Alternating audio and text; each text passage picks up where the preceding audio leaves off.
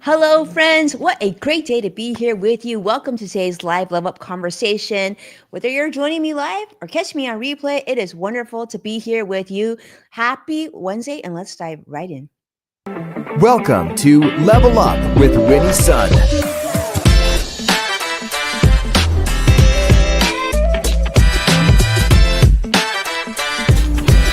Award-winning financial pro. Get ready. Level Up with Winnie Sun. Well, hello there, and welcome to the show. It's great to have you join me. For those of you who are brand new, I'm Winnie, your host and award-winning financial pro, a Forbes contributor, and a CNBC council member and contributor. And we are, in fact, live currently. And it is great to be here with you. It's one of those days. I don't know where you're joining me from, but let me just tell you, here in Southern California, the sun is out. The weather is great. I'm feeling very, very grateful to be here live. And let's just say that we got to focus on the positivity these days, because I'm going to segue right now and let you know what the market's doing. I'm just going to warn you, it's not looking pretty. The Dow is currently down 194 points. Oh, well, look at that. NASDAQ just turned positive, up 4 points. And the S&P 500 is down 5. Like literally, it was all red before we started live here. But yeah, that's what's the beauty of being live here, is you never know where you're going to get, right? And let's just talk about what's happening with the markets. And I want to talk a little bit about tariffs. Now, there's been a lot of concerns about tariffs. They continue to grow. And of course, the impact it's going to have on all of us, consumer confidence. That's been a big topic this week. Spending behavior of you and I, and according to different market analysts of just saying like, well, we thought things were going to get better financially. It doesn't look like it's going to be the case anytime soon. Now, a lot of investors are watching very closely, watching of what happens with inflation data. The Federal Reserve is, of course, always updating their policy as well, and corporate earnings continue to flow in. And we're watching, of course, how that is going to impact not only how we spend, but also our sentiment. So that's been a big discussion of how we feel, because inflation is still high, and how we feel about things in general, especially when it comes to your money. Now, speaking of that, I also wanted to talk about a study that came out, and this was being shared this week on Yahoo Finance. Speaking of consumer sentiment, of course, the University of Michigan's consumer sentiment has fallen pretty dramatically, nearly 10% last month to 64.7, which actually reflects rising economic concerns. Now, just a year ago, inflation expectations had jumped to 4.3% from 3.3 last month. So it's the highest since November of 2023. So people are feeling like inflation is just going to get worse. Things are going to cost a lot more. And of course, it doesn't help the price of eggs continue to go up. And let's be honest, it's not just eggs, because it's so many things that if you've gone to the grocery store lately, or you've gone to a warehouse store, you've probably been feeling like you can't spend as much money, or you can't buy as much. And if you feel that way, the hard truth is it's true. Things are just costing a lot more. So expectations for personal finances and the short-term economy did drop so pretty significantly, with long-term economic confidence falling as well at 6%. Now, how that impacts, how you spend is big, but it also impacts for people trying to make those bigger investment or purchase decisions as well. And one area that you probably heard a lot about, or maybe even thought about, is maybe thinking about renovations to your home, or maybe thinking about moving. In fact, I've heard so many people, ladies, say, "Winnie, I want to move. I want to get out of here. I want to do what." Well, maybe we've outgrown our house and we just need an expansion, or maybe you're looking to buy a building for your business. Well, home sales have dropped and prices have hit record high. This is as of last month, being shared on CNBC by Diana Olick, talking about how existing home sales, so existing homes are homes that are already selling, right? They're not like new construction homes, so existing homes. That fell almost 5% in January. In fact, sales have dropped more than expected, reaching an adjusted annual rate of about 4.1%. over 4 million units, just to say. Now, mortgage rates, of course, are unfortunately, they continue to be quite high. They remain that level. It doesn't look like they've come down anytime soon. Now, despite the fact that the Federal Reserve has cut rates, mortgage rates haven't really decreased significantly, which means that for those of you who are maybe looking on the sidelines hoping to purchase something, you're just feeling that it's not that affordable. And if you feel that way, well, you're certainly not alone. In fact, the median home price here in the United States has risen to about $396,000, up almost 5% from a year ago. Yeah. So not it hasn't risen as much as eggs, but certainly very expensive, marking it actually the highest ever for January. And inventory is increasing, but also very tight. So listings for home sales has increased about 3.5%. But nonetheless, what does that mean? That means that yes, luxury home sales, the homes that are priced over $1 million, well, those sales have increased. They've jumped 27% on luxury homes, but homes priced between 100,000 and 250,000, well, they have been declining. Which, let's be honest, what does that say to you? That means that buyers who have a lot of money still continue to buy. People in that 100 or 250,000, a lot of times that'll be first time home buyers or people who are living paycheck to paycheck. Well, they really haven't been able to purchase as rapidly because the sales haven't increased as much. So, yeah, so unfortunately, it doesn't look like things are going to get any better anytime soon, but it's something that we're definitely going to continue to keep a watch on. And I see Joshua, I see CrossX Fighter joining us on YouTube Live. It's great to see you. Thank you so much for saying hello. It is wonderful to be here with you. But let's continue. We got a lot of stories to cover today. Now, I don't know if you've been following some of the news that's been coming out of the White House with the Trump administration, but one thing that has been making a lot of headlines is Doge making a lot of changes to a lot of agencies and groups within the federal government. And one area that's being reported on USA Today is the CFPB. And I want to talk about what this means for you. Now, you may have seen that Trump has shut down the CFPB. In fact, President Trump fired the leader of this. Well, Trump has nominated someone new as the new director. Um, but nonetheless, what that's talking about too is a sort of the rule of lowering late fees, okay, and what that's going to mean to most consumers, because we do know that the CFPB has been very influential in covering a lot of people and their needs from a financial standpoint, making sure that information that's being shared is safe and is correct and that it protects you, but nonetheless, making sure that you have access to people when you need it. Well, unfortunately, they've made some changes, and it looks like a lot of this is going to be paused. And we don't know the fate of the agency, but that could change as well. So I want to share that information with you as well.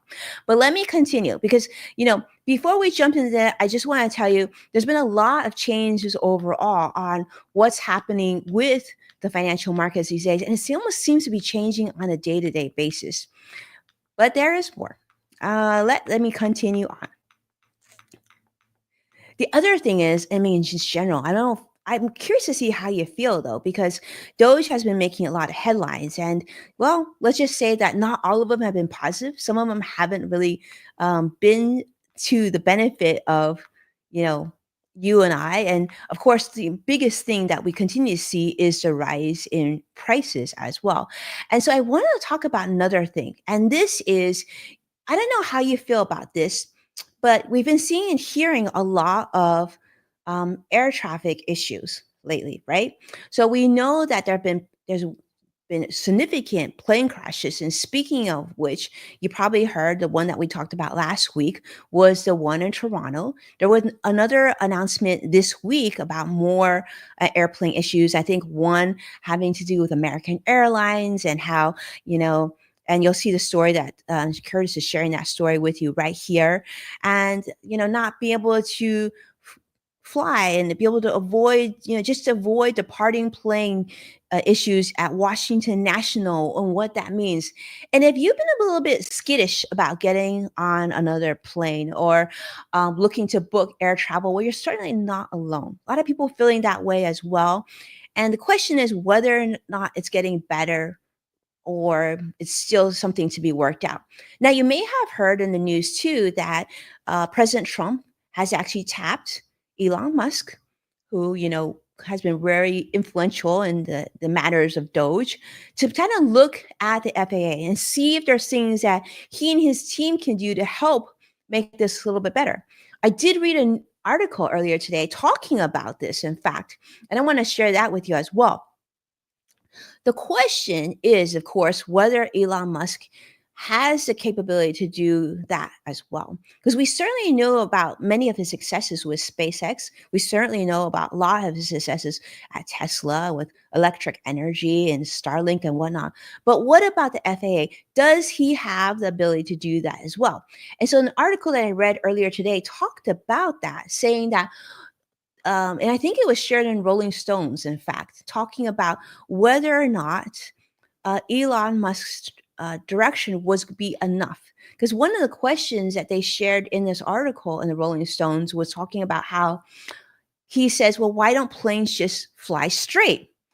And some experts in the space said, well, sometimes you can't fly straight because there could be weather conditions, visibility conditions, reasons why planes aren't able just to stay straight, right? Like with cars, we could stay on the road, follow traffic, but that may not be the case with when it comes to air traffic. So I guess that's a question that I have for you. How do you feel about this, right? And there's a lot of things that I think work great in concept, but they may not work great in reality. And I think that's one of the things where maybe this will be an opportunity where you have someone like Elon Musk who maybe has had success with efficiency, getting, cars made.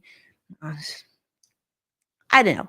But we have people of different talents, but I think we can't discount a lot of experience and experts who have been doing these things for many, many years and the success that they have had for many, many years, that needs to be brought in to the conversation as well. So sometimes breaking things and starting from scratch isn't always going to work, especially when you have hundreds of thousands, millions of people flying each and every year.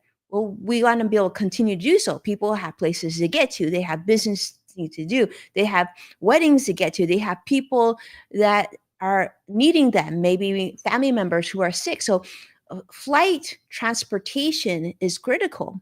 And maybe we can't start from scratch, but maybe we need to come together and embrace knowledge from people who have done this day to day, as well as people who are new and who want to make things less expensive and faster. Just my 2 cents. I'm curious to see how you think about that. I see Cross Fighter saying that he hasn't flown a plane before. You haven't flown a plane before. Wow, that's new. Well, let me just say, I actually love air transportation. It's so much more quick. You get to places where you need to get to.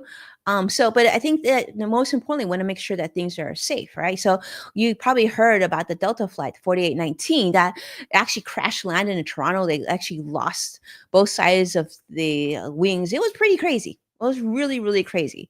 But with that in mind, I mean, there's a lot more financial news that's going to be coming this week. One thing that I will mention, of course, is the ongoing concerns about the price of eggs. And the price of eggs is actually projected to increase by another 40 some percent. That was an article that came out this week. But there was a big story that came out this week, and hopefully Curtis will go and share that with you right now, talking about the Trump administration coming out and talking about what they plan to do with the egg crisis. And this was big. I actually was glad to see this because we've been hearing about here in the United States of the bird flu and the avian flu hitting multiple markets here in California and Texas, many parts in the United States. And they've had to cull many, many millions of chickens because of an outbreak of bird flu. So we know that prices of eggs have increased. So what is the solution to this? And so what I've been reading now this week is talking about how the Trump administration recognizes this and they have a few things in mind. One thing they talked about is to purchase actually offshore eggs. That is a big issue in here in the United States, but perhaps it's less of an issue in other parts of the world. So to offset that, they actually might bring some, and you see that talking about that in Yahoo News, bringing some eggs in from other parts of the world that perhaps have been tested to be negative of bird flu temporarily. But because so much of egg consumption comes from eggs here in the United States, that isn't going to make a really big, significant difference really quickly. The other thing the Trump administration says that they might look into, and I'm guessing public response is going to impact this decision. So I'm curious to see how you feel about that. Is the Trump administration is even considering vaccinating chickens. Right. So vaccinating chickens, so probably they have built some immunity against avian flu so they can continue to lay eggs and therefore the American consumer can continue to have pancakes and scrambled eggs, and all of the many, many things that are made by eggs. So I'm curious to see how you feel about that. You like it, you don't like it, you're like, okay, I'm good with that, you know, because I think it seems like it's an ongoing issue. And in fact, I I've read and I'm sure you've seen as well, there continue to be concerns of the avian flu evolving, right? Getting more chickens sick, getting more cows sick, and everybody else, people sick as well. So, yeah, those are some of the issues that continue to put pressure on the financial markets as well, because the cost of goods will impact how people feel, and that's of course investor sentiment, financial sentiment, right? And then the second thing, of course, is if we feel like we don't have as much money, well then we're not comfortable to spend money, and that also is harmful to the economy, because then businesses don't earn as much, and businesses don't earn as much, they might not pay as much in taxes, and it's sort of, and they can't pay their employees as much, then they might have to make more layoffs, and so the cycle continues, and that can be really detrimental to our financial economy here in the United States as well. And of course, we're just one piece of the overall global economy, so it has a trickle effect. Not only what happens here doesn't stay just in the United States, but this can impact other economies and other people throughout. And we just want to make sure things are harmonious and people can continue to reach financial independence. So with that, I mean, I have a lot more stories for you this week, but what I'm going to do, I'm going to take a quick pause. I'm going to go ahead and close up here, but I actually am going to come back in about 5-10 minutes because I got more to share with you, and I'm just going to open up another window very soon. All right, I'll talk to you soon. Take care. I'll see you in a bit. Bye bye now.